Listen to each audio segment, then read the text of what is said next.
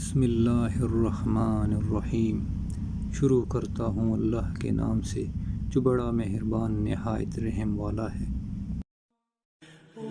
سوچ اچھی ہونی چاہیے کیونکہ نظر کا علاج ممکن ہے، نظریے کا نہیں۔ مختصر رہو لیکن مخلص رہو۔ خوش رہنے کا سب سے اچھا طریقہ یہ ہے کہ دوسروں کو خوش رکھنے کی کوشش کی جائے۔ اپنے اندر کی سوچ کو صاف رکھیں کیونکہ کشتیاں باہر کے پانی سے نہیں، اندر کے پانی سے ڈوبتی ہیں۔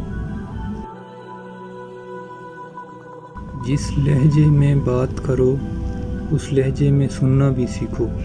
جو انسان جتنا خوش رہتا ہے وہ اپنی عزت کو اتنا ہی محفوظ رکھتا ہے۔ سچ بولنے سے انسان کو ذہنی پریشانیوں سے نجات ملتی ہے اور اس کا دل ہلکا ہو جاتا ہے۔ رشتوں کو اتنا غلطیاں کمزور نہیں کرتی جتنا کہ غلط فہمیاں کرتی ہیں۔ نصیحت کیجیے، شرمندہ نہ کیجیے۔ مقصد دستک دینا ہوتا ہے، دروازہ توڑنا نہیں۔ شخصیت میں عاجزی نہ ہو تو معلومات میں اضافہ علم کو نہیں بلکہ تکبر کو جنم دیتا ہے۔